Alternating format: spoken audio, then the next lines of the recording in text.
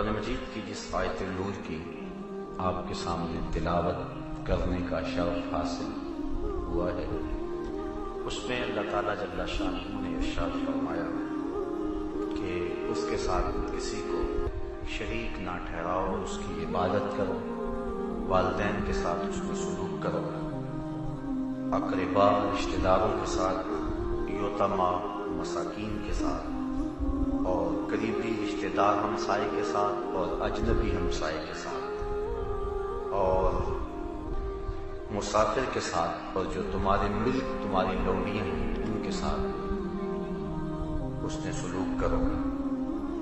بے شک اللہ تعالیٰ اترانے والے، فخر کرنے والے کو پسند نہیں کرتا ہے۔ حقوق اللہ، حقوق العباد اور حقوق النفس، حقوق کو ان تین صورتوں میں ایک تقسیم کے انداز میں تقسیم کیا جاتا ہے۔ حضرت معاذ بن جبل رضی اللہ تعالی عنہ فرماتے ہیں کہ میں حضور کا ردیف تھا، یعنی حضور کے ساتھ سواری پہ بیٹھا ہوا تھا، اور حضور دراز گوش پہ جلوہ فراز تھے۔ تو حضور نے مجھے ارشاد فرمایا، یا معاذ اتدری ما حق اللہ علی العباد، اے معاذ جانتا ہے کہ بندوں پر اللہ کے حق کیا ہیں؟ قال اللہ و رسولہ عالم، عرض کی اللہ اس کا رسول خوب جانتا ہے۔ صحابہ کو کسی معاملے کے بارے میں یقینی پتہ بھی ہوتا، حضور پوچھتے تو وہ یہی جملہ عرض کرتے، جس طرح حجۃ الوداع کے موقع پہ آخری حج حضور نے فرمایا، صحابہ کو فرمایا کہ صحابہ جانتے ہو آج دن کون سا ہے؟ تو عرض کی اللہ و رسولہ عالم۔ پھر کہا جانتے ہو کہ یہ مہینہ کون سا ہے؟ کہا اللہ و رسولہ عالم۔ کہا جانتے ہو کہ یہ شہر کون سا ہے؟ کہا اللہ و رسولہ عالم۔ کسی نے صحابہ سے پوچھا کہ تمہیں پتہ نہیں تھا کہ آج عرفہ کا دن ہے؟ تمہیں پتہ نہیں تھا کہ یہ مہینہ ذو الحج کا ہے اور یہ شہر مکہ المکرمہ ہے؟ اس میں کون سی کوئی بات تھی؟ فرمانے لگے کہ ہمیں یہ تو پتا تھا، لیکن حضور کی منشا کا پتہ نہیں تھا کہ حضور کیا چاہ رہے ہیں۔ اللہ اکبر۔ تو جس چیز کا یقیناً انہیں پتا ہوتا تھا اس کے بارے میں بھی کہتے تھے اللہ و رسولہ عالم، اللہ اس کا رسول خوب جانتا ہے۔ تو کہتے میں نے عرض کی حضور اللہ اور اس کا رسول خوب جانتا ہے۔ تو حضور علیہ السلام نے ارشاد فرمایا، ان یعبد اللہ ولا یشرک بہ شیئا، کہ اللہ کی عبادت کرے بندے، اسی کو پوچھے اور اس کے ساتھ کسی کو شریک نہ ٹھہرائے، یہ اللہ تعالیٰ کا بندوں پہ حق ہے۔ اور پھر فرمایا اتدری ما حقهم علیہ اذا فعلوا ذلک، جب یہ کام کریں تو پھر اللہ پر بندوں کا کیا حق ہے؟ پھر وہی بات اللہ و رسولہ عالم، اللہ اس کا رسول خوب جانتا ہے۔ تو حضور نے فرمایا اللہ یعذبہم، پھر بندوں کا اللہ پہ حق یہ ہے کہ انہیں عذاب نہیں دے گا۔ جو شخص اپنے عقیدے کی صحت کے ساتھ زندگی گزارے گا اللہ تعالیٰ اس کی مغفرت فرمائے گا۔ تو اللہ تعالیٰ جل شانہ کے اور بھی اس کے علاوہ بہت سارے حقوق ہیں، لیکن آج کی میری گفتگو کا عنوان حقوق العباد، صوم و صلاۃ، نیک اعمال، حقوق اللہ کی ادائیگی، سحری کا اٹھنا اور باقی زندگی کے اچھے معمولات، اس کی بہت زیادہ اہمیت ہے۔ لیکن اگر کوئی شخص حقوق العباد سے کوتاہی کا ارتکاب کرتا ہے تو وہ شریعت کے نور سے اور شریعت کی برکتوں سے اپنے آپ کو محروم کر لیتا ہے۔ حضور علیہ السلام کی خدمت میں ایک خاتون کا تذکرہ کیا گیا جو کثرت صوم و صلاۃ کا مزاج رکھتی تھی، نمازیں بہت زیادہ پڑھتی تھی، روزے بڑے رکھتی تھی۔ فرمایا اس کا ہمسایوں کے ساتھ سلوک کیسا ہے؟ عرض کی ہمسایوں کے ساتھ اس کا سلوک اچھا نہیں، کہا وہ جہنمی ہے۔ اور ایک عورت کا تذکرہ کیا جس کی نمازیں اور روزے تو معمول کے تھے، لیکن ہمسایوں کے ساتھ اس کا سلوک اچھا تھا، فرمایا وہ اہل جنت سے ہے۔ تو حقوق العباد کو خاصی اہمیت دی گئی ہے شریعت اسلامیہ کے اندر۔ والدین کے حقوق ہیں، اولاد کے حقوق ہیں، عامت المسلمین کے حقوق ہیں، عورتوں کے حقوق ہیں، بچوں کے حقوق ہیں، ہمسایوں کے حقوق ہیں، رشتہ داروں، اعزاء و اقارب کے حقوق ہیں، حتیٰ کہ غیر مسلموں اور ذمیوں کے حقوق ہیں، اور جانوروں کے حقوق ہیں۔ اسلام نے ہر چیز کو واضح اور کھل کر بیان کیا ہے، کوئی امر مخفی نہیں رکھا۔ والدین کے حقوق کے حوالے سے شریعت میں ترغیب دی گئی، اور یہاں تک فرمایا گیا کہ ان کے سامنے اف تک بھی نہ کرو۔ ان کی قلبی نزاکت کا بھی تم خیال کرو، لیکن ان کے دل میں تمہارے بارے میں کوئی اتنا میل بھی نہ آنے پائے، اور تمہاری طرف سے اتنا بوجھ بھی اور اتنی تکلیف نہ پہنچے۔ علماء نے اس کی تشریح میں لکھا ہے کہ جب والدین بوڑھے ہو جائیں اور بندہ ان کو اٹھا کر کے لے جاتا ہے بول و براز کے لیے، تو بعض کا چارپائی پر ہی بول و براز نکل جاتا ہے، تو انسان اس بدبو اور تعفن سے بچنے کے لیے اپنی ناک پہ کپڑا رکھ لیتا ہے۔ یہ نفرت والدین سے نہیں ہے، یہ نفرت اس غلاظت سے۔ تو والدین چونکہ بوڑھے ہیں تو اولاد کے اس رویے سے ان کے دل کو تکلیف کا امکان ہے کہ شاید میری اولاد میرے سے نفرت کر رہی ہے اور اب اپنی ناک پہ کپڑا رکھ رہی ہے۔ تو علماء نے لکھا ہے کہ اپنی ناک پہ کپڑا نہ رکھو، تکلیف سہ لو، لیکن اپنی ناک کو نہ ڈھانپو، چونکہ اس سے والدین کو چونکہ تکلیف ہوگی، تو اس چیز کا بھی لحاظ اور خیال رکھا جائے۔ حضرت امام حسن نے ساری زندگی حضرت فاطمہ زہرا رضی اللہ تعالیٰ عنہا کے ساتھ کھانا نہیں کھایا۔ ایک دن انہوں نے کہا، بیٹا میرا جی چاہتا ہے کہ تم میرے ساتھ بیٹھ کے کھاؤ، اور تم نے آج تک کھایا نہیں۔ تو عرض کی کہ اماں جی، اس ڈر سے کہ کسی لقمے کی طرف آپ کی نظر سبقت لے جائے لیکن آپ کا ہاتھ نہ بڑھے، اور میں آپ کے ارادے سے عدم آگہی کی وجہ سے اس لقمے کو آپ سے پہلے اٹھا لوں اور آپ ماں ہونے کے ناطے سے مجھے روکیں بھی نہ، تو یہ میرے لیے بے ادبی ہے کہ جس لقمے کو اٹھانے کا عزم آپ کر چکی ہیں، میں آپ سے پہلے اس کو اٹھا کے اپنے منہ میں ڈال لوں۔ یہاں تک خیال اور لحاظ رکھا گیا ہے، اور والدین کی تعظیم کا حکم دیا گیا ہے۔ اور سچی بات ہے جو حضور نے فرمایا کہ والدین کے حقوق ادا ہی نہیں ہو سکتے الا یہ کہ ان کو غلام پائے اور خرید کے آزاد کر دیں۔ اس طرح ماں کے حقوق الگ سے بیان فرمائے۔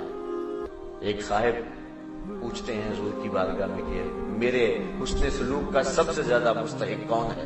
تو فرمایا تیری ماں۔ عرض کی ثم من، پھر کون؟ فرمایا تیری ماں۔ پھر کہا ثم من حضور، پھر کون؟ پھر فرمایا تیری ماں۔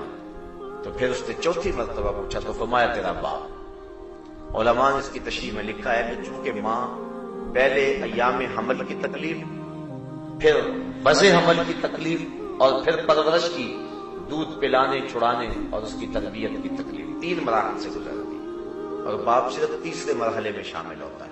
اس لیے ماں کا تذکرہ 3 مرتبہ فرمایا اور باپ کا تذکرہ 1 مرتبہ فرمایا۔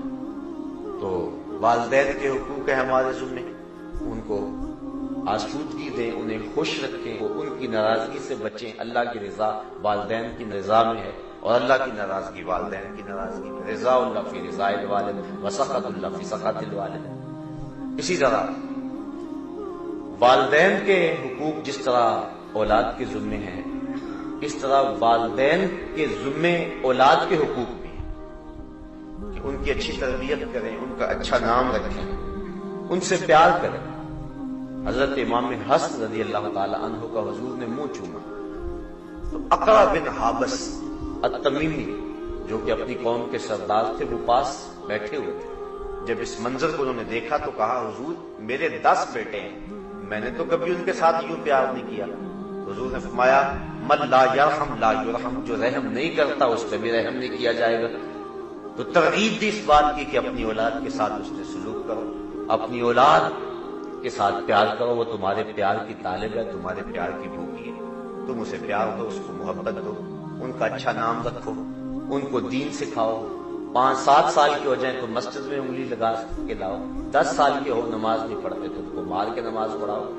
ترغیب دی گئی، ان کے بستر الگ کر دو، وقت پہ ان کی شادی کر دو، ہر شے بیان فرمائے۔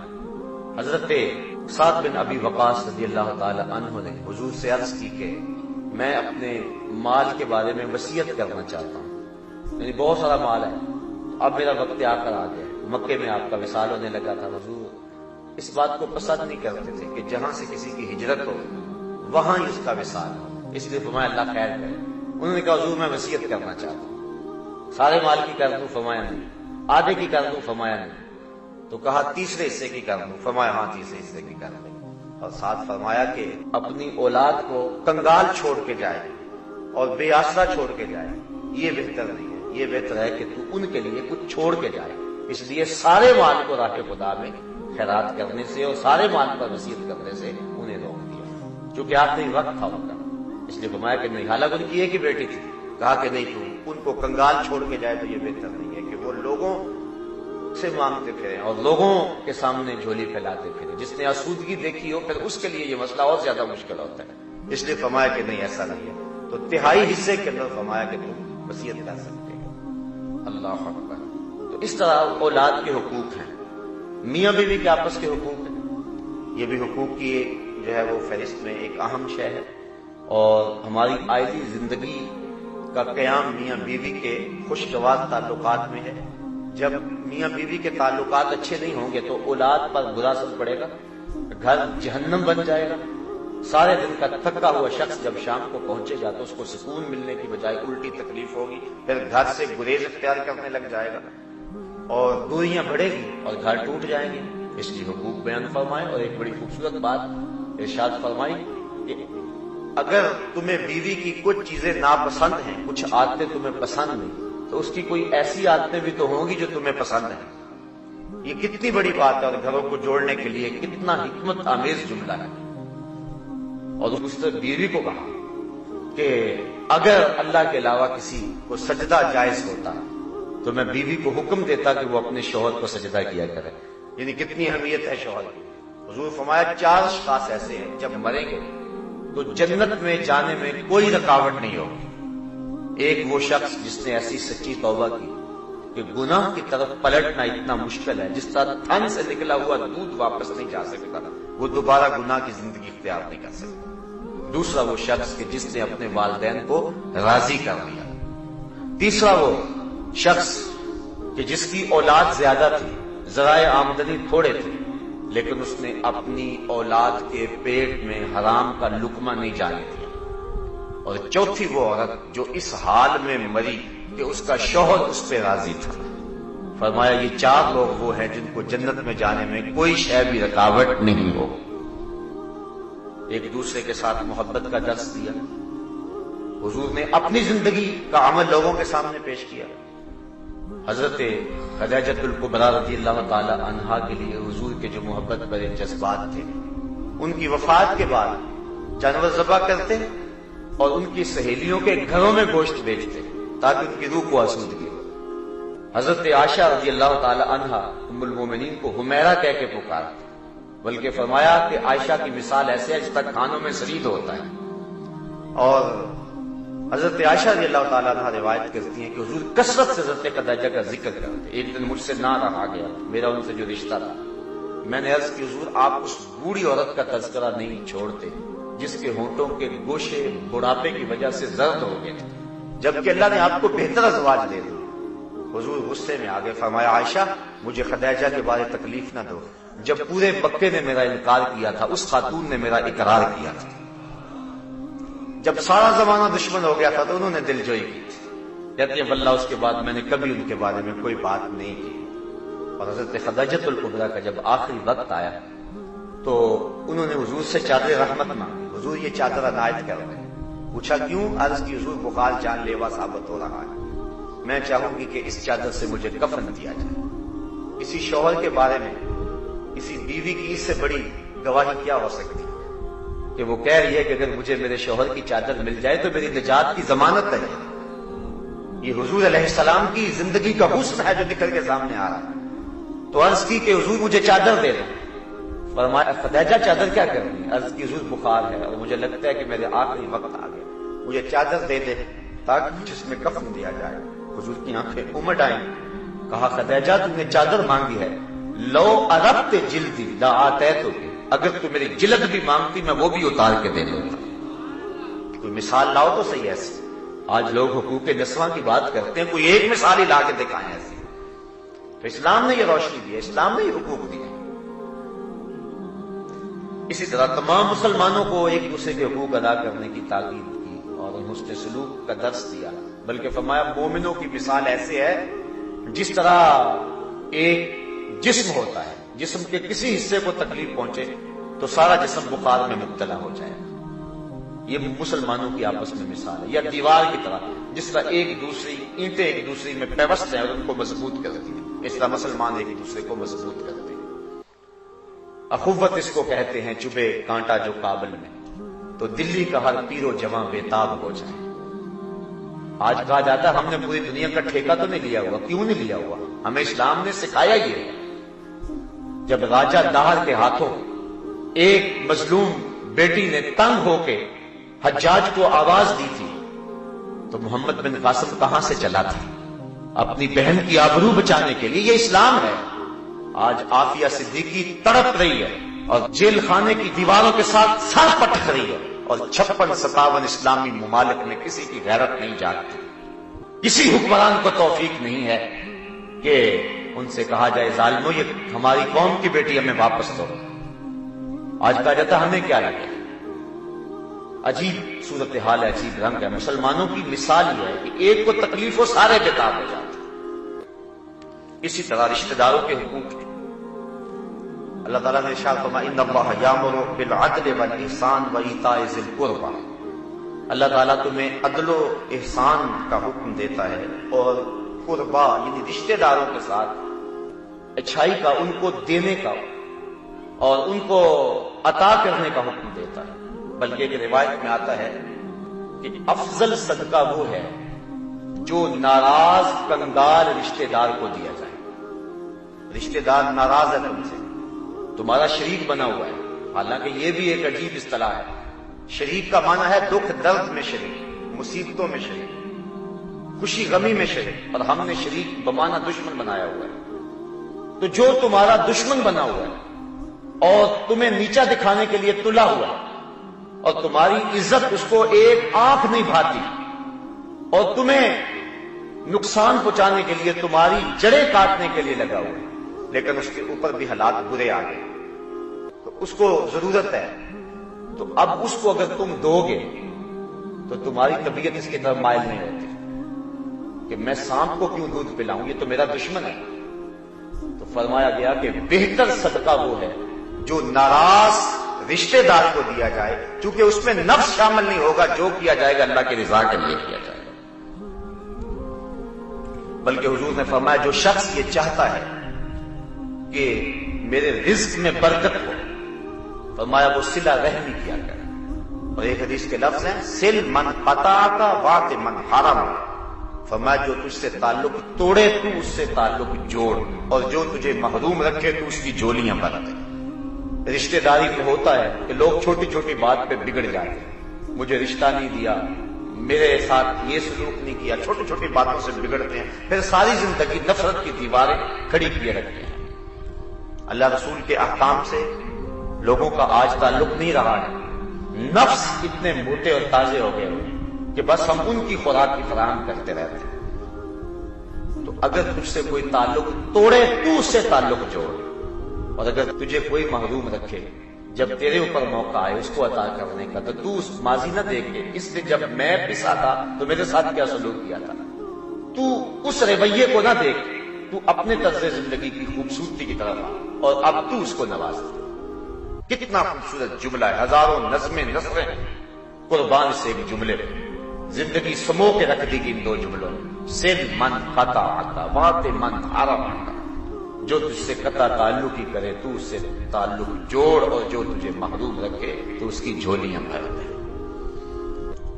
رشتہ داریوں کے جوڑنے کے لیے کتنا خوبصورت یہ جملہ ہے، بلکہ حضور نے فرمایا لا یدخل الجنۃ قاطع، قطع تعلقی کرنے والا جنت میں داخل نہیں ہوگا۔ اور ایک دوسری حدیث کے لفظ ہیں کہ 3 لوگ جو ہیں وہ جنت میں داخل نہیں ہوں گے۔ منان یعنی احسان جتلانے والا، نیکی کرنے کے بعد احسان جتلانے والا۔ دوسرا مدمن الخمر، شراب کشید کرنے والا۔ اور تیسرا آق یعنی تعلق توڑنے والا، رشتہ داریوں کو توڑنے والا، نافرمانیاں کرنے والا، والدین سے، رشتہ داروں سے، بہن بھائیوں سے اپنے تعلق کو توڑنے والا۔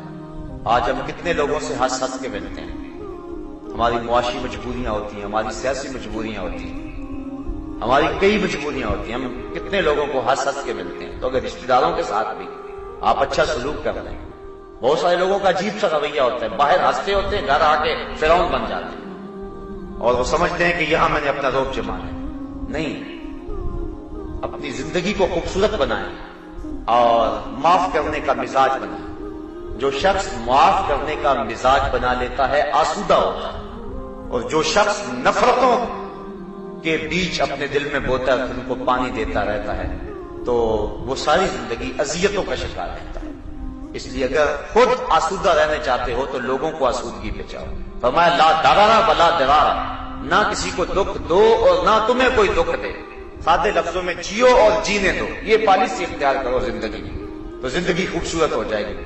ورنہ ہر وقت جلن، کڑن، تکلیف، کسی رشتہ دار کو دولت مل گئی تو کڑن اور جلن، کسی کو کوئی عزت مل گئی تو کڑن اور جلن، یہ ہر وقت کڑن اور جلن کی زندگی بسر ہوگی اور اذیت ہی ہوگی۔ تمہارا حسد، تمہاری کڑن، تمہارا جلنا اس کی عزتوں کو نہیں چھین سکے گا۔ اس لیے تم اپنا مزاج اچھا بناؤ۔ کسی کی طرف جب انگلی اٹھاتے ہو تو سوچا کرو کہ باقی انگلیاں تمہاری اپنی طرف اٹھتی ہیں، تو مت کسی پہ انگلی اٹھاؤ، معاف کرنے کا مزاج ڈالو، صلہ رحمی اپنا شعار بناؤ، اور اس سے معاشرے کے اندر حسن پیدا ہو۔ اللہ اکبر۔ اسی طرح ہمسائے کے حقوق ہیں۔ حضور نبی رحمت صلی اللہ علیہ وسلم نے ارشاد فرمایا ما زال یوصینی جبرائیل بالجار حتی ظننت انہ سیورث، کہا مجھے اتنی کثرت کے ساتھ جبریل امین نے ہمسایہ کے بارے میں وصیت کی ہے، مجھے یہ محسوس ہوا تھا، میں نے گمان کیا تھا شاید یہ وراثت میں حقدار بنا دیا جائے گا۔ یعنی اس قدر جو ہے وہ ہمسائے کے حقوق کا لحاظ کیا گیا ہے۔ وہ کہتے ہیں ہمسایہ ماں جایا، یعنی ہمسائے کی مثال ماں جائے کی طرح، بھائیوں کی طرح ہوتا ہے۔ کوئی دکھ ہو، کوئی تکلیف ہو، اس نے پہنچ کے آنا ہوتا ہے۔ ایک صحابی حضرت معاویہ بن عبدہ کہتے میں نے حضور سے پوچھا کہ حضور ہمسائے کے حقوق کیا ہیں؟ فرمایا کہ جب بیمار ہو تو اس کی تیمارداری کرو، جب مر جائے تو جنازے پہ جاؤ، جب قرض مانگے تو قرض دو، اور جب اسے کوئی خوشی پہنچے تو مبارک دو، جب کوئی تکلیف آئے تو پردہ پوشی کرو، اور فرمایا حضور نے کہ جب اس کے گھر میں خوشی آئے تو مبارک دو، تکلیف آئے تو تعزیت کرو، اور فرمایا کہ اس کے گھر سے اونچی دیواریں نہ بناؤ اور اس کی ہوا نہ روکو۔ اور ایک حدیث میں آتا ہے ہمسائے کے حقوق بیان فرمائے کہ اگر وہ تمہاری دیوار میں لکڑی ٹھونکنا چاہے تو اس کو منع نہ کرو۔ یہ ہمسائے کے حقوق ہیں۔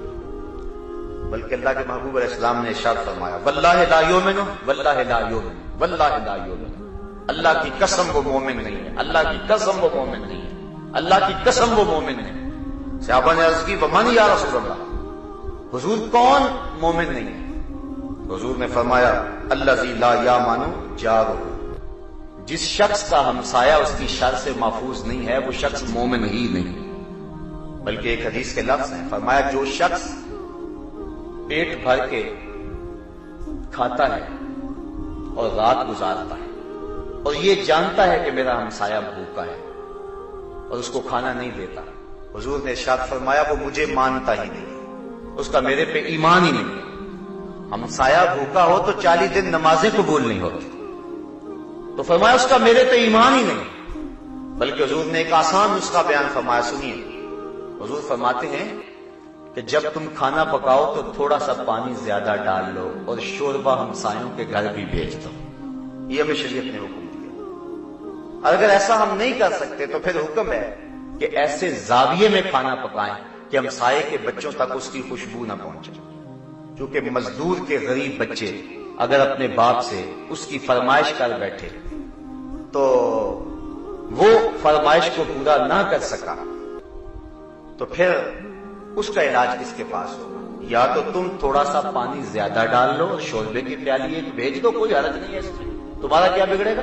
اور یا پھر ایسے زاویے میں تم وہ چیز پکاؤ کہ اس کی بو ہمسائے کے گھر نہ پہنچے، کہ بچے اگر رو پڑے ضد کر بیٹھے، بچے تو بچے ہوتے ہیں، انہیں کیا پتا ہوتا ہے ہمارے والدین کی پوزیشن کیا ہے، بچے تو کھیلنے کے لیے چاند بھی مانگ لیتے ہیں، بچے تو امیر اور غریب کے ایک جیسا مزاج رکھتے ہیں، یہ تو بعد میں پتا چلتا ہے کہ ہم غریب ہیں اور ہماری حالت یہ ہے، جب جوان ہوتے ہیں پروان چڑھتے ہیں اور حالات کا جبر سہتے ہیں، پھر انہیں پتا چلتا ہے ہم نے تو عید کے دن بھی آلو چھولے بیچنے ہیں، ہم نے تو عید کے دن بھی غبارے بیچنے ہیں، ہم نے تو عید کے دن بھی بسوں میں پانی بیچنا ہے اور کنڈکٹروں کے دھکے کھانے ہیں، یہ تو بعد میں انہیں پتا چلتا ہے، لیکن بچپن میں تو نہیں پتا ہوتا ان کو، تو وہ اپنے ماں باپ سے ہر وہ مطالبہ کر لیتے ہیں جس مطالبے کو وہ پورا نہیں کر سکتے، تو ماں باپ پھر پریشان ہو جاتے ہیں۔ وہ کیا کسی نے کہا تھا، دوپہر کو سلا دیتی ہے بچوں کو وہ اس ڈر سے، دوپہر کو سلا دیتی ہے بچوں کو وہ اس ڈر سے، گلی میں پھر کھلونے بیچنے والا نہ آ جائے۔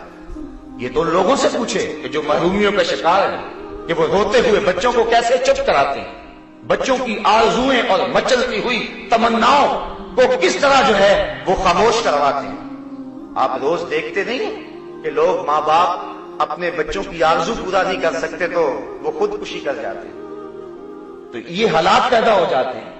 ماں جب اپنے بیٹے کو بلکتا ہوا دیکھتی ہے اور اس کو دودھ بھی فراہم نہیں کر سکتی تو اس ماں کے کلیجے کے جو جذبات ہیں، اس دل کی جو حالت ہے، اس کو لفظوں کا کوئی روپ نہیں دیا جا سکتا ہے۔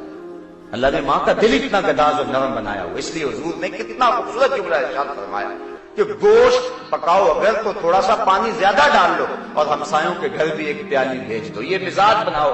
ایک زمانہ تھا یہ مزاج تھا، آج یہ مزاج ختم ہو گیا۔ آج ہر شخص اپنے گھر میں، بعض اوقات ہمسائیگی کے اندر ایک غریب آدمی ہوتا ہے، ہم شادی پہ بھی نہیں اس کو بلاتے، اس وقت بھی ہم جو فہرست مرتب کرتے ہیں تو اس وقت سوچتے ہیں کہ جس کے آنے سے ہمارے گھر میں عزت ہوگی اور جس کے آنے سے ہمارا وقار بڑھے گا اور جو ہے وہ ہمیں معاشرہ داد دے گا، غریبوں کو تو اس موقع پہ بھی نہیں پوچھتا۔ اور حضور نے فرمایا شر الطعام طعام الولیمہ، بدترین کھانا ولیمے کا کھانا ہے جس میں عمرا کو تو بلایا جائے اور غربا کو نظر انداز کیا جائے، وہ بدترین کھانوں میں کھانا حضور نے بیان فرمایا۔ تو جب بھی آپ شادی کریں، بیاہ کریں، تو اس وقت جن سے نیوندرا ملنے کی کوئی توقع نہیں ہے ان غرباء و مساکین کو بھی آپ بلائیں اور بٹھائیں اور ان کو بھی عزت سے کھانا کھلائیں، دیکھیں آپ کو اللہ برکت نصیب فرمائے گا۔ تو اس لیے حضور نے فرمایا کہ اپنے ہمسایوں کے ساتھ اس انداز کے اندر سلوک کرو۔ اللہ اکبر۔ حضرت ام المومنین سیدہ عائشہ رضی اللہ تعالی عنہا کہتے ہیں میں نے حضور سے عرض کی حضور میرے دو ہمسائے ہیں تو میں کس سے ابتدا کروں؟ تو فرمایا جس کا دروازہ تمہارے دروازے کے قریب ہے۔ ہمسائے اگر دو ہوں تو دیواریں سب کی لگتی ہیں، بعض کا دیکھ گھر کو 5-6 گھروں کی دیواریں لگتی ہیں، تو کہا کہ جس کا دروازہ تمہارے دروازے کے قریب ہے وہ قریبی ہمسایہ ہوگا۔ ویسے علماء نے فرمایا ہے کہ ہمسایہ 40 گھروں تک ہوتا ہے، آس پاس کے 40 گھر جو ہیں وہ ہمسائے کہلائیں گے۔ حضور نبی رحمت صلی اللہ علیہ وسلم کا ایک اور فرمان سنیے، فرمایا جو شخص اپنے دوستوں کے ساتھ اچھا ہے اور اپنے ہمسایوں کے ساتھ اچھا ہے وہ اللہ کی نظر میں بھی اچھا ہے، اور جو اپنے دوستوں اور اپنے ہمسایوں کے ساتھ اچھا نہیں ہے وہ اللہ کی نظر میں اچھا نہیں ہے۔ اس لیے اپنے آپ کو ہمسایوں کے لیے نفع بخش بناؤ اور دوستوں کے لیے نفع بخش بناؤ، وہ تمہیں تکلیف بھی پہنچائیں تو کوئی حرج نہیں ہے۔ ہمسایہ تو کافر ہو پھر بھی ساتھ اس کے حسن سلوک کرنے کی تاکید کی گئی ہے۔ اور حضور فرمایا اگر وہ قرض مانگے تو اس کو قرض بھی دو۔ اسی طرح غلاموں کے حقوق ہیں۔ حضرت ابو ذر رضی اللہ تعالی عنہ سے حضور نے فرمایا کہ یہ تمہارے بھائی ہیں، اللہ نے انہیں تمہارے ماتحت کر دیا، جو تم خود کھاتے ہو انہیں کھلاؤ اور جو خود پیتے ہو انہیں پلاؤ اور جو خود پہنتے ہو انہیں پہناؤ، یعنی انہیں اس احساس میں مبتلا نہ ہونے دو۔ بلکہ حضور نے فرمایا کہ ان کو بیٹا یا بچہ کہہ کے پکارو، یعنی ان کو او میرے غلام او میرے نوکر نہ کہو، بلکہ ان کو بھائی کہہ کے پکارو، ان کو بیٹا کہہ کے پکارو، اگر لونڈی ہے تو اس کو بچی کہہ کے پکارو۔ آج غلاموں کا تصور تو ختم ہو گیا، یہ اسلام کے فیضان سے ہوا۔ آج دنیا بات تو کرتی ہے یورپ کی، غلامی ختم کرنے کے لیے یورپ نے جو بل پاس کیا ہے اسمبلی میں پاس ہوتے ہوتے پورے 19 سال لگے، لیکن اسلام نے آتے ہی غلامی کی زنجیریں توڑ دی۔ اور ہر طرف آزادی ہی آزادی ہوئی، اور جو مختلف کفاروں میں غلام آزاد کرنے کا حکم دیا، قسم کھا بیٹھو تو غلام آزاد کرو، اور تم جو ہے وہ زہار کر بیٹھو تو غلام آزاد کرو، اسی طرح مختلف کفاروں کے اندر روزہ توڑ بیٹھو تو غلام آزاد کرو، تو تاکید کی گئی، اور ایک وقت آیا کہ غلامی ختم ہو گئی، اور غلام جب تک موجود تھے غلاموں کو عزت تھی۔ آپ جانتے ہیں فتح مکہ کے دن حضور کے پیچھے جو شخص بیٹھا ہوا تھا وہ کسی سردار کا بیٹا نہیں تھا، ایک چھوٹا سا بچہ تھا، حضور اس کو پیار کرتے تھے، وہ خوشی سے اچھلنا چاہتا تھا، حضور اس کو روکتے تھے۔ وہ کون تھا؟ حضور کا نواسا تھا، تاریخ کا جواب نفی میں، کسی انصاری سردار کا بیٹا، جواب نفی میں، کسی قریشی سردار کا بیٹا، جواب نفی میں۔ کون ہے وہ؟ حضور کے منہ بولے بیٹے اور آزاد کردہ غلام حضرت زید بن حارثہ کا بیٹا حضرت اسامہ بن زید ہے۔ وہ ہے اس دن جو فتح مکہ کے دن حضور کے ساتھ بیٹھا ہوا ہے۔ گویا اس بات کا اعلان ہے کہ آج کی فتح غلاموں کو آزادی کا پیغام دے رہی ہے۔ ایک غلام کو یوں جگہ دی اور دوسرے غلام بلال حبشی کو کعبۃ اللہ کی چھت پہ چڑھا دیا اور کہا بلال یہاں کھڑے ہو کر اذان پڑھو، سارے کرشی نیچے ہیں، حبشی اوپر ہے۔ اور اقبال کہتا ہے اذان ازل سے تیرے عشق کا ترانہ بنی، اذان ازل سے تیرے عشق کا ترانہ بنی، نماز تو اس کی دید کا ایک بہانہ بنی، ادائے دید سراپا نیاز تھی تیری، کسی کو دیکھتے رہنا نماز تھی تیری۔ جب اذان دے تو قبلہ کی طرف منہ کرتے ہیں، تو جب کھڑائی کعبۃ اللہ کے اوپر ایک شخص ہے تو اب کدھر منہ کرے؟ جدھر منہ کرے گا قبلہ ہوگا۔ حضور طواف کر رہے ہیں، بلال حبشی اذان بھی دیتے جا رہے ہیں اور جدھر جدھر حضور جاتے ہیں گھومتے بھی چلے جا رہے ہیں۔ اللہ اکبر۔ تو یہ اسلام کا دیا ہوا فیضان ہے۔ آقا کا جوتا دھوپ سے اٹھا کر غلام چھاؤں میں رکھتا ہے تو آقا کوڑے برساتا ہے کہ تو نے میرا جوتا میرے پوچھنے کے بغیر کیوں اٹھایا ہے؟ وہ کہتا ہے دھوپ میں خراب ہو رہا۔ آقا دلیل ماننے کے لیے تیار نہیں ہے۔ آقا کہتا ہے تو خود سر ہو گیا، تو متکبر ہو گیا، تیری خوئے غلامی بدلنے لگی ہے، تجھے اپنی اوقات یاد نہیں رہی، میرے جوتے کو بغیر پوچھے ہاتھ لگا رہا، یہ تیری اوقات؟ جب غلام کو اس معاشرے میں یہ حیثیت، اقبال کہتا ہے غلامی کیا ہے؟ ذوق حسن و زیبائی سے محرومی، جسے زیبا کہیں آزاد بندے ہیں وہی زیبا، بھروسہ کر نہیں سکتے غلاموں کی بصیرت پر کہ دنیا میں فقط مردان حر کی آنکھ ہے بینا۔ اس کی اس بصیرت کو ماننے کے لیے کوئی تیار نہیں کہ چلو دھوپ میں خراب ہو رہی تھی۔ آقا کہتا تو متکبر ہو گیا، اس لیے تو میرے جوتے کو میرے پوچھے بغیر ہاتھ لگایا۔ جس غلام کی یہ حیثیت ہے، آئیے وحی کا دودھ جب پھیلتا ہے، اجالے ہوتے ہیں، زمانہ روشنیوں کے حصار میں آتا ہے، حضور گئے معراج پہ واپس پلٹے، کہا بلال تو کون سے نیک عمل کرتا رہا ہے؟ میں نے جنت میں تیرے قدموں کی آہٹ کو سنا ہے۔ کیا خیال ہے اس ایک جملے نے دور غلامی کی ساری تھکن اتار نہیں دی ہوگی اور بلال فرش سے اٹھ کے فراز عرش پہ نہیں پہنچ گیا ہوگا؟ یہ دیا ہوا دین ہے، غلاموں کے حقوق کا لحاظ اور ان کا خیال رکھا، اور جو ہے وہ ان کے ساتھ اس نے سلوک کی ترغیب دی۔ حضور کی جو آخری وصیت امت کے نام تھی، جب حضور نے وصال فرمایا اس کے بعد کوئی حضور نے بات نہیں کی، آخری وصیت امت کے نام جو حضور نے فرمائی ہے وہ دو وصیت ہے، الصلاۃ الصلاۃ الصلاۃ، لوگو نماز، لوگو نماز، لوگو نماز، نماز نہیں چھوڑو۔ یہ تمہارے پیغمبر کی آخری وصیت ہے۔ آج ہر بندہ ڈٹائی کے ساتھ نماز سے انکار کر رہا ہے، چھوڑ رہا نماز کو۔ صبح حشرات الارض بھی اپنی بلوں سے نکل کے رب کا نام پکار رہے ہوتے ہیں، یہ اشرف المخلوقات لمبی تان کے سویا ہوا ہوتا ہے۔ تمہارے رسول کی آخری وصیت الصلاۃ الصلاۃ، اور دوسرا فرمایا وما ملکت، فرمایا دو کمزوروں کے بارے اللہ سے ڈرنا، ایک تمہاری بیویاں اور ایک تمہارے غلام اور لونڈیاں، یہ دو کمزور ہیں، کچھ نہیں کہہ سکتے، تم جو مرضی ظلم کر لو، کیا کہنے، نہ بیوی نے بھاگ جانا ہے نہ غلام نے بھاگ جانا، تو ان کے ساتھ فرمایا حسن سلوک کرا۔ بلکہ حضرت ابو مسعود انصاری رضی اللہ تعالی عنہ روایت کرتے ہیں، کہتے ہیں میں اپنے غلام کو مار رہا تھا کہ میرے پیچھے سے کسی نے آ کر کے کہا تحمل کرو تحمل کرو، برداشت کرو۔ میں نے جب پلٹ کے دیکھا تو حضور کھڑے تھے، اور حضور نے فرمایا ابو مسعود اس غلام پر جتنا تو قادر ہے اللہ تیرے پہ اس سے زیادہ قادر ہے۔ حضرت ابو مسعود کہتے ہیں حضور میں نے اللہ کے لیے اس غلام کو آزاد کر دیا۔ حضور فرمایا نہ کرتے تو جہنم میں بھی جاتے۔ اللہ اکبر۔ تو غلاموں کے ساتھ اس نے سلوک کرنے کا حکم دیا ہے اور اس نے سلوک کرنے کا درس دیا۔ اسی طرح جو غیر مسلم ہیں ان کے ساتھ اس نے سلوک کرنے کا، ذمیوں کے ساتھ اس نے سلوک کرنے کا، ان کے حقوق کو ادا کرنے کا حکم دیا ہے۔ اپنے ماتحت جو ذمی ہیں ان کی جان و مال اور آبرو کے محافظ ہیں مسلمان، اور اگر ان کی حفاظت نہیں کر سکتے تو پھر ان سے جزیہ بھی نہیں لے سکتے۔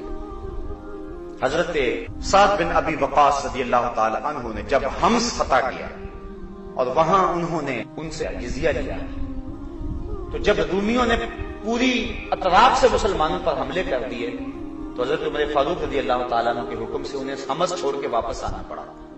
تو جب حضرت سعد بن ابی وقاص واپس آنے لگے تو آپ نے عیسائیوں کو بلایا اور بلا کے رقم ان کے سامنے رکھی جو جزیے کی ان سے وصول کی ہوئی تھی۔ کہا ہم اب تمہارے مال و جان کی حفاظت نہیں کر سکتے، لہذا جزیہ لینے کا بھی حق نہیں رکھتے۔ تو وہ عیسائی رو پڑے تھے، وہ کہتے تھے کہ اتنے اچھے حکمران ہمیں چھوڑ کے جا رہے، اور آپ اپنی اندلس کی تاریخ پڑھیں، کتنی روشن تاریخ ہے، ہم نے کتنے 100 سال وہاں حکومت کی ہے۔ آج بھی مسجد کرتبہ اور بیت الاحمر مسلمانوں کی راہیں تک رہا ہے۔ عبد الرحمن الداخل کا بویا ہوا کھجور کا درخت آج بھی امت مسلمہ کو پکار رہا ہے۔ وہ 1400 ستونوں پہ مشتمل مسجد جس میں آج گھوڑے بندے ہوئے اور کلیسا بنا ہوا ہے، آج امت مسلمہ کو پکار رہا ہے۔ رو رہی ہے آج ایک ٹوٹی ہوئی مینا اسے، کل تلک گردش میں جس ساکی کے پیمانے رہے، خیر تو ساکی صحیح لیکن پلائے گا کسے، اب نہ میں کش رہے باقی نہ میں خانے رہے۔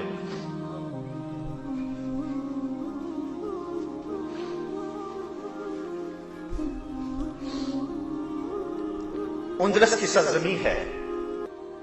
قاضی القضات چیف جسٹس اپنے دروازے سے باہر نکلنے لگا تھا کہ ایک نوجوان کالے رنگ کا بھاگتا ہوا گلی سے آیا اور قاضی صاحب کو دیکھ کر کہنے لگا، قاضی صاحب لوگ مجھے مارنا چاہ رہے ہیں اور میری جان کے در پہ ہیں، آپ مجھے امان دے دیں۔ قاضی صاحب نے کہا بیٹا اندر آ جاؤ، گھر لے گئے، کمرے میں بٹھایا، کھانا رکھا۔ ابھی وہ کھانا کھانے ہی لگا تھا کہ باہر دروازے پر زور زور سے دستک ہوئی۔ قاضی صاحب باہر آگے دیکھا کہ قاضی صاحب کے اکلوتے بیٹے کی لاش لیے لوگ کھڑے ہیں۔ کہا قاضی صاحب ایک بدبخت سیاہ فام عیسائی نے آپ کے بیٹے کو قتل کر دیا، ہم نے اس کا پیچھا بڑا کیا لیکن اسی گلی میں کہیں گم ہو گیا۔ قاضی صاحب نے کہا ٹھہرو، اندر گئے، دروازہ بند کر دیا، کہا تو نے کوئی آواز نہیں نکالی، باہر تالا لگا دیا، پھر آ کے بیٹے کی لاش وصول کی۔ مہمان آئے، تجہیز و تکفین کے سامان ہو رہے ہیں، لیکن ایک دروازے کو برابر تالا لگا ہو۔ قاضی صاحب اس سمجھ کسی کو نہیں جانے دیتے، کسی کو راز کا پتہ ہی نہیں معاملہ کیا ہے۔ جب شام کو بچے کی تدفین کر لی اور وہ قاضی صاحب کا اکلوتا بیٹا تھا، تدفین سے فارغ ہو کر گھر آئے، دروازہ کھولا اور پھر اس نوجوان کو مخاطب ہو کے کہا، نوجوان جانتا ہے کس باپ کا سہارا چھینا ہے تم نے؟ تجھے پتا ہے کہ کس کی آنکھوں کا چراغ گل کر دیا ہے؟ وہ بد نصیب باپ تیرے سامنے کھڑا ہے جس کے بیٹے کو تُو نے قتل کیا ہے۔ لیکن ہم مسلمان ہیں، جب کسی کو امان دے دیں پھر ہم جو ہے وہ اس سے تعرض نہیں کیا کرتے، اس لیے رات کے اندھیرے سے فائدہ حاصل کرتے ہوئے بھاگ جاؤ، کسی نے دیکھ لیا پکڑ لیا تو پھر عدالت میں میرے سامنے لے آئے تو پھر میں سزا دینے پہ مجبور ہوں گا، اس لیے چونکہ میں نے تمہیں امان دی ہے بھاگ جاؤ، رات کی تاریکی میں بھاگ سکتے ہو۔ جب ہم حکمران تھے تو ہمارا اسلوب زندگی یہ تھا۔ یہ جو کچھ گوجرے میں ہوا ہے، یہ جو کچھ سوات میں ہوا ہے، یہ اسلام کی تصویر نہیں ہے، یہ لوگوں کی خود ساختہ کہانیاں ہیں۔ اسلام تو اقلیتوں کی جان اور مال اور آبرو کی حفاظت کی بات کرتا ہے۔ ہماری تاریخ دیکھیں، بڑی روشن تاریخ ہے، یہ کوئی دین نہیں ہے کہ آپ قبروں سے لاشیں نکال کر کے ان کو چوراہوں میں لٹکا دیں۔ صرف اختلاف یہ ہے کہ ہمارا اور ان کا مسلک ایک نہیں ہے، تم مسلکوں کو لیے بیٹھے ہو۔ یہاں تو معاملہ ہے کہ غیر مسلم ہیں لیکن ان کی بھی جان اور مال کی آبرو مسلمان کے ذمے ہے۔ بلکہ حضور کے دور میں ایک ذمہ کو قتل کر دیا گیا تھا تو حضور نے اس کا قصاص چلوایا تھا، اس کے بدلے میں مسلمان کو قتل کیا تھا۔ یہ حضور کے دور میں مثال موجود ہے۔ تو اسلام تو حقوق دیتا ہے ہر ایک کو، غلاموں کو، حتیٰ کہ یتیموں کو حضور نے حقوق دیے۔ عرب معاشرے میں یتیموں کو دھکے دیے جاتے تھے، قرآن کہتا ہے نا فَذَلِكَ الَّذِي يَدُعُّ الْيَتِيمَ، یہ وہ بدبخت شخص ہے جو یتیموں کو دھکے دیتا ہے. قرآن نے یوں ہی نہیں کہا، وہ عملاً دھکے دیا کرتے تھے، اور میں نے کتب میں پڑھا ہے کہ یتیم کو منحوس خیال کر کے دھکے دیتے تھے. لیکن حضور نے کیا فرمایا؟ آنا وکافل الیتیم فی الجنت ہاکذا، میں اور یتیم کی کفالت کرنے والا جنت میں اس طرح ہوں گے جس طرح یہ میری 2 انگلیاں ہیں. اللہ اکبر. بلکہ مجمع لگا ہوا ہے. ایک صحابی نے عرض کی، حضور میرا بیٹا صبح سے گم ہو گیا، مل نہیں رہا، آپ اس کے لیے دعا کریں. قبل اس سے کہ حضور کے ہاتھ اٹھتے، ایک شخص جو ابھی آیا تھا اور پیچھے بیٹھا ہوا تھا اس نے بھی سن لیا، اٹھ کے عرض کی، حضور ابھی میں فلاں باغ کے آگے سے گزر کے آیا ہوں، میں نے اس کے بیٹے کو بچوں کے ساتھ کھیلتا ہوا دیکھا ہے.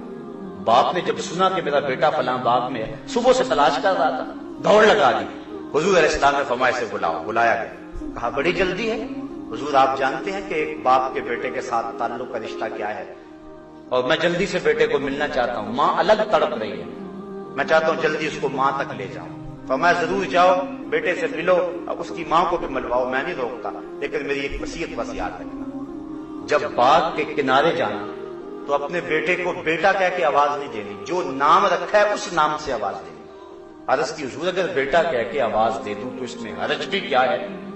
فرمایا تم نہیں جانتے، اکٹھے کھیلنے والے بچوں میں ہو سکتا ہے کوئی یتیم بچہ بھی کھیل رہا ہو، اور جب تم اپنے بیٹے کو بیٹا کہہ کے پکارو گے تو اس یتیم کے دل میں آئے گا کاش میرا باپ ہوتا تو آج مجھے بیٹا کہہ کے پکارتا.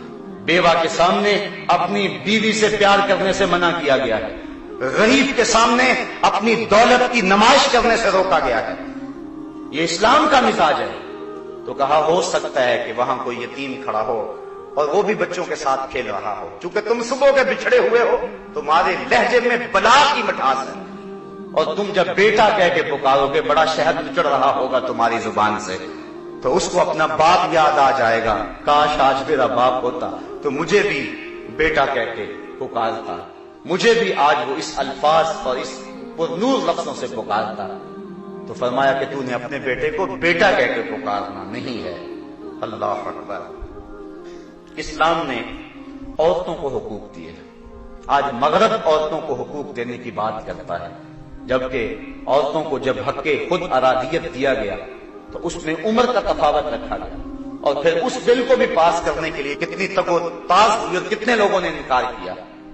اسلام نے عورت کو جو مرتبہ دیا ہے، میں کہتا ہوں عورت تیری تو زندگی پہ زمانہ راضی نہیں تھا، تیری زندگی بچائی ہے تو آمنہ کے لال نے بچائی. پڑھ قرآن، پڑھ تاریخ. جب کسی کے ہاں بیٹی جنم لیتی تو اس کا رنگ کالا ہو جاتا، آبرو بچانے کا ایک ہی راستہ تھا کہ اس عورت کو زندہ درگور کر دیا جائے، اور اگر ایسا نہیں کیا جاتا تو وہ شخص معاشرے میں منہ دکھانے کے قابل نہیں تھا. یہ ایسی تاریخ ہے جس کو جھٹلایا نہیں جا سکتا. بیٹیوں کو زندہ درگور کیا کرتے تھے. حضور نے ایک جملہ کہا، آپ نے سینکڑوں بار وہ جملہ سنا، لیکن اس تناظر میں کبھی اس کو سوچنے کی کوشش کرا. فرمایا فاطمہ تو بضعۃ منی، لوگوں فاطمہ میرے جگر کا ٹکڑا ہے. اپنی بیٹی کے بارے میں بھی بڑے محبت بڑے جذبات رکھتا ہوں، آپ بھی رکھتے ہیں. بیٹیاں جب گھروں سے رخصت کرتے ہیں تو باپ پھوٹ پھوٹ کے روتے دیکھے. میں نے بوڑھے باپ کو اپنی جھکی ہوئی کمر پہ بوریاں لاد کر کے مزدوری کرتے دیکھا. میری شناسائی جو شخص ہے، میں نے کہا کہ اب بوڑھے ہو گئے چھوڑ دو. کہنے لگا ابھی میری ایک بیٹی رہتی ہے جس کی میں نے شادی کر لی. بوڑھا باپ کمر پہ بوریاں لاد کے مزدوری کر رہا ہے. جوان بھائی فیکٹری میں اوور ٹائم لگا رہا ہے کہ میں نے اپنی بہن کے ہاتھ بھی لے گئے. میں نے کہا یہ بھائی تو قتل کرتا تھا، یہ باپ تو زندہ درگور کرتا تھا، اس کو بیٹی اور بہن کے لیے یہ محبت کس نے دی؟ شکریہ ادا کرے آمنہ کے لال کا کہ انہوں نے یہ عزت دی بیٹی کو. اللہ کے محبوب علیہ السلام نے اس دور میں کہا. آج میں اور آپ اپنی بیٹی کے لیے کوئی ایسا محبت بھرا جملہ کہہ دیں، کوئی بات نہیں. یہ ہمارا معاشرہ، یہ ہمارا کلچر ہے. بیٹی سے پیار یہ ہماری تہذیب کا بھی حصہ ہے اور ہماری فطرت بھی ہے. جب فطرت سو گئی ہوئی تھی اور تہذیب خون خار تھی اور بیٹیوں کو زندہ درگور کر کے باپ فخر کرتا تھا، اس دور میں حضور نے فرمایا بیٹیوں کو زندہ درگور کرنے والوں سن لو، تم تو بیٹیوں کو زندہ درگور کرتے ہو. محمد کی بیٹی محمد کے دل کی ٹھنڈک ہے، میرا دل کا ٹکڑا ہے، میرے جگر کا ٹکڑا ہے. یہ کلمہ محبت بھی ہے، کلمہ جہاد بھی ہے. उस दौर में ये जुमला कहना छोटी बात नहीं थी, जब लोग बेटियों को जिंदा दरगोर करके फख्र करते थे। और इतना बड़ा जुर्म है, अल्लाह कुरान में फरमाता है वाइसल मऊदतु सुइलत बेअय्यि ज़ंबिन क़ुतिलत, कयामत के दिन कब्रों में गिरी हुई बच्चियां उठाई जाएंगी, उनके जालिम बाप कटहरे में होंगे। अल्लाह उन बच्चियों से पूछेगा बेअय्यि ज़ंबिन क़ुतिलत, तुम्हें किस जुर्म में कत्ल किया गया। उलमा ने लिखा है कि बेटियां तो मासूमियत की उम्र में कत्ल की गई, उन्हें तो पता ही नहीं, अभी होश नहीं संभाली थी कि गर्दन दबोच दी गई, गड्ढे में फेंक दिया गया, ऊपर से मिट्टी अंडेर दी गई। बेटी बाप से पूछती है कि अब्बू मेरा कसूर क्या है, तो बेटी को तो पता ही नहीं है। एक सहाबी हुजूर की खिदमत में हाजिर होता है, जमाने जहरियत का वाकया सुनाता है कि मैं सफर पे गया था, वापस पलटा तो मेरी बेटी जो है वो चलने फिरने और बोलने के काबिल हो गई थी, और मां ने उसको बेपनाह मेरा प्यार सिखाया था, इस उम्मीद पर कि बाप से प्यार करेगी तो बाप के दिल में रहम आ जाएगा। लेकिन जब मैंने अपने आंगन और बेड़े में बेटी देखी तो मैं जल भुन गया, अपनी बीवी को कोसने देने लगा कि इससे तूने सांप को जन्म दे दिया होता तो अच्छा होता। फिर एक दिन मैंने बाहर उस बेटी को किसी बहाने ले गया और उसके लिए गड़ा खोदा, और जब मैं गड़ा खोद रहा था बेटी को नहीं पता था क्या, और मैं पसीने से शराबूर हुआ तो बेटी अपने दुपट्टे के कोने से मेरे माथे का पसीना साफ करने लगी और कहता है हुजूर मुझे फिर भी तरस ना आया। और फिर क्या हुआ कि जब पसीने से मैं शराबूर था और प्यास से हलकान हो जा रहा था और मैं लगा हुआ था गड़ा खोदने में, मैंने नजर उठाई तो देखा बेटी बाहर नहीं। मैंने दिल में कहा जान छूटी, किसी समझ भाग भी चली गई। लेकिन थोड़ी देर के बाद मैंने देखा कि एक समझ से मेरी बेटी दौड़ी आ रही है, उसने अपने दुपट्टे का एक कोना पानी से भिगोया हुआ और मेरे करीब आके निचोड़ती है अपने दुपट्टे और आंचल के कोने को और कहती है अब्बू आपको प्यास लगी होगी। या रसूलल्लाह मुझे फिर भी तरस ना आया। अब आगे कुछ उसने बयान करना चाहा, हुजूर ने फरमाया बस करो मेरा कलेजा फटा जा रहा है। तो बेटियों को जिंदा दरगोर करके फख्र करते थे। और अल्लाह फरमाता वाइज़ल मऊदतु सुइलत, कयामत के दिन कब्रों में गड़ी हुई बच्चियां उठाई जाएंगी, जालिम बाप कटहरे में होंगे। अल्लाह उन बच्चियों से पूछेगा तुम्हें कत्ल क्यों किया गया। कत्ल बच्चियों को बापों ने किया है और कटहरे में मौजूद है, उन्हें पूछा जाए, असबाब जुर्म मुहर्रिकात उन्हें पूछे जाए तुमने क्यों कत्ल किया, इनके मासूम और नन्हे दामन पे क्या दाग देखा। लेकिन उनसे नहीं पूछा जा रहा, पूछा उन बच्चियों से जा रहा है। तो उलमा फरमाते हैं कि बेटियों का कत्ल इतना घिनौना जुर्म है कि अल्लाह ताला उनके जालिम बापों से बात करना भी गवारा नहीं करता। यह भी गवारा नहीं है कि उनसे कलाम किया जाए, चाहे कलाम अता भी क्यों ना हो। तो औरत को तो हक ही नहीं था, इस्लाम ने हक दिया, जिंदगी का हक इस्लाम ने दिया, वरासत का हक इस्लाम ने दिया। बाप की विरासत में भी हकदार है, शौहर की विरासत में भी औरत हकदार है। इसको हक के महर का हक इस्लाम ने दिया, आजादी इजहार का हक इस्लाम ने दिया, निकाह में इख्तियार का हक इस्लाम ने दिया। ये तो मता समझी जाती थी, ये तो माल समझा जाता था, ये तो खिलौना समझा जाती थी, इसकी आबरू से खेला जाता था। आप पढ़ें तारीख की औरत के साथ क्या क्या सलूक नहीं हुआ है। अफलातून तो इसको इंसान मानने के लिए तैयार नहीं है। वो कहता है कि ये आज कबीले जिनसे इंसान नहीं है, वो हम शक्ल जरूर है, इंसान को जन्म भी देती है लेकिन खुद इंसान नहीं। बुद्ध ने कहा कि अल्लाह का कुर्ब चाहते हो तो औरत से दूर हो जाओ, ये बदी का सरचश्मा है। ईसाइयों के यहां भी ये तसव्वुर पाया जाता है। ये फादर और नन की इस तरह आप जो सुनते हैं, फादर उस शख्स को कहते हैं कि जो औरत से किनारा कशी इख्तियार कर लेता है, कहता है तब मुझे कुर्ब मिलेगा। लेकिन इस्लाम ने इसकी नफी कौलो अमल से। हजरत आयशा रज़ी अल्लाह ताला अन्हा के बिस्तर में हुजूर को वही आया करती थी। ये तो कहते औरत बदी का सरचश्मा है, वहां वही बिस्तर आयशा में आया करती थी रज़ी अल्लाह ताला अन्हा। तो ये इस्लाम ने इसको हक दिया, वरासत का हक इस्लाम ने दिया है। लोग कहते औरत की गवाही याद ही रखी, अल्लाह ने हिकमत में फरमाई गवाही याद इसलिए कि एक भूल जाए तो दूसरी याद करवा दे। बाकी औरत की गवाही का एतबार देखना हो, हर शख्स अपने बाप को बाप मानता है। किसकी गवाही? सिर्फ अपनी मां की गवाही। एक गवाही इतनी मोतबर है कि हर शख्स अपने बाप को बाप तस्लीम करता है उस अकेली गवाही पे, और फिर उसी गवाही पे आगे विरासत के हकाम चलते हैं। वारस तभी होगा उसके माल में। तो इस्लाम ने ये इज्जत दी हुई है औरत को कि उसकी गवाही इतनी मोतबर है कि कहीं भी एक गवाही किसी इस अहम मामले में मोतबर नहीं है सिवाय औरत के। तो इस्लाम ने इज्जत दी है, इस्लाम ने विकार दिया है।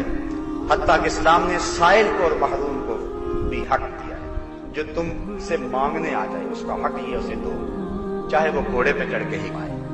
اور یہ نہیں کہا کہ تم اس پہ احسان کر رہے ہو، کہا نہیں، حق ہے، وفی اموالہم حق للسائل والمحروم، تمہارے اموال کے اندر سائل کا بھی حق ہے اور محروم کا بھی حق ہے۔ ایک وہ ہے جو مانگنے آ جاتے ہیں، ان کا بھی حق دو، اور ایک وہ ہے کہ جو مانگتے نہیں، غربت کی چکی میں پستے ہیں لیکن اپنی سفید پوشی کے بھرم کو ٹوٹنے نہیں دیتے۔ کبھی ان لوگوں کو بھی دیکھا ہے، ہستی پلکوں کے نیچے غم بھی پلتے ہیں، مگر کون دیکھتا ہے اتنی گہرائی؟ کچھ لوگ مزاج نہیں رکھتے کہ وہ سوال کریں۔ ہمارے سامنے حضرت ابو ہریرہ رضی اللہ تعالیٰ عنہ کی مثال ہے، فرماتے ہیں کتنے دن ہو گئے بھوک سے، کھانے کو کچھ نہ ملا، مسجد نبوی کے ایک ایسے گوشے میں بیٹھ گیا جہاں سے لوگ اندر داخل ہوتے تھے۔ میرا خیال تھا کوئی مجھے دیکھے گا اور چہرے سے پہچان لے گا، جب پہچان لے گا تو میرا کام بن جائے گا۔ حضرت ابو بکر صدیق رضی اللہ تعالیٰ عنہ آئے، میں نے قرآن مجید کی کسی آیت کے بارے میں پوچھا اور میرا خیال تھا کہ اس دوران ان کی نظر میرے چہرے پہ پڑے گی تو میرا کام بن جائے گا، لیکن ان کی توجہ ادھر نہ گئی، وہ آیت بتائیے چلے گئے۔ میں نے کہا میرا مسئلہ تو حل نہ ہوا۔ پھر حضرت عمر فاروق آئے، میں نے ان سے بھی کوئی مسئلہ پوچھا، انہوں نے بیان کیا اور چل دیے۔ میں پھر وہیں بیٹھا بھوک سے پریشان تھا کہ میرا تو مسئلہ حل نہیں ہوا۔ پھر کہتے ہیں دل و قلب و نگاہ کا مرشد اولین آ گئے، حضور تشریف لے آئے۔ جب حضور تشریف لائے تو میں نے حضور سے بھی کوئی سوال کیا تو حضور نے میری طرف دیکھا اور مسکرا کے کہا ابو ہریرہ بھوک لگی ہوئی ہے، ابو ہریرہ بھوک لگی ہوئی ہے۔ اللہ اکبر، میں نے عرض کیا حضور مجھے بھوک لگ رہی ہے، مسئلہ یہی تھا میرا۔ کہا جو میرے پیچھے پیچھے آ جاؤ۔ حضرت ابو ہریرہ کہتے مجھے حضور لے گئے، میں باہر کھڑا رہا، حضور حجرے میں چلے گئے۔ پھر تھوڑی دیر کے بعد آواز دی تو حضور کے پاس دودھ کا ایک پیالہ تھا، فرمایا ابو ہریرہ جو صفہ کے چبوترے پہ بیٹھے ہیں ان کو بھی بلانا، صرف ایک کا خیال نہیں سب کا ہی خیال ہے۔ اللہ اکبر۔ حضرت ابو ہریرہ کہتے ہیں دودھ کا پیالہ دیکھ کے تو مجھے سہارا ہوا تھا، لیکن جب کہا نا سب کو بلا لاؤ تو مجھے پریشانی ہو گئی کہ دودھ کا تو ایک پیالہ ہے، تو یہ بیٹھنے والے جو ہیں وہ 70 لوگ تھے، لیکن حضور کا حکم تھا میں بلا لایا، سارے آ کے بیٹھ گئے۔ حضور نے فرمایا ابو ہریرہ یہ پیالہ لو اور دائیں سے شروع ہو جاؤ، الیمن فلیمن، دائیں سے چلتے جاؤ۔ کہتے ہیں میں نے پیالہ لیا اور ایک شخص کو دیا اور غور کرتا رہا، اس نے سیر ہو کے پیا لیکن ایک قطرہ بھی کم نہ ہوا۔ مجھے تسکین ہو گئی، اب کام بن گیا، دوسرے کو دیا، تیسرے کو دیا، لگتا تھا اس دودھ کے پیالے کا تعلق حوض کوثر کی نہروں سے جڑ گیا۔ جتنے بھی لوگ بیٹھے تھے 70 لوگ، ان سب کو پلا دیا۔ پھر حضور نے فرمایا ابو ہریرہ اب کون رہ گیا؟ کہ اللہ اکبر کیسی محبت، ابو ہریرہ کون رہ گیا؟ عرض کی حضور ایک آپ ہیں اور ایک میں ہوں۔ فرمایا اب تم پیو۔ کہتے میں نے پیا، شراب ہو کے پیا۔ حضور فرمایا اور پیو۔ کہتے میں نے اور پیا۔ پھر حضور فرمایا ابو ہریرہ اور پیو۔ کہا مجھے قسم ہے اس رب کی جس کے قبضے میں میری جان ہے، میرے جسم میں ایک قطرے کی گنجائش بھی نہیں ہے۔ پھر حضور نے میرے ہاتھ سے پیالہ لیتے ہوئے فرمایا ساقل قوم آخرہم شربا، جو قوم کا پلانے والا ہوتا ہے وہ خود تو آخر میں پیتا ہے، اور یہ کہہ کے سارا پیالہ نوش جان کر گئے۔ اعلیٰ حضرت فرماتے ہیں کیوں جناب ابو ہریرہ کیسا تھا وہ جامع شیر جس سے 70 صاحبوں کا دودھ سے منہ بھر گیا۔ میرے استاد مکرم یہاں ایک بڑی خوبصورت بات کیا کرتے تھے، آپ فرمایا کرتے تھے یہ تو دیکھتے ہو کہ دودھ کا ایک پیالہ 70 آدمیوں کے لیے کافی ہو گیا، لیکن یہ بھی تو دیکھو کہ 2 جہاں کا سردار ہے اور 70 آدمیوں کا جھوٹا پی رہا ہے۔ یہ پہلو بھی تو سیرت کا دیکھو نا، یہ انداز بھی تو دیکھو نا۔ تو حضرت ابو ہریرہ کا یہ واقعہ کہتے ہیں میں سوال نہیں کرتا تھا، وہاں بیٹھ گیا تو کچھ خوددار بھی ہوتے ہیں، وہ اپنی سفید پوشی کے بھرم کو توڑ نہیں سکتے، ان تک بھی پہنچے تھے۔ تمہارے مال میں حق ہے سائلوں کا بھی اور محروموں کا بھی، دونوں کی مدد کرو۔ تو اسلام نے ہمیں بندوں کے حقوق کی ادائیگی کا حکم دیا ہے اور اس کی طرف ہمیں بلایا ہے۔ وآخر دعوانا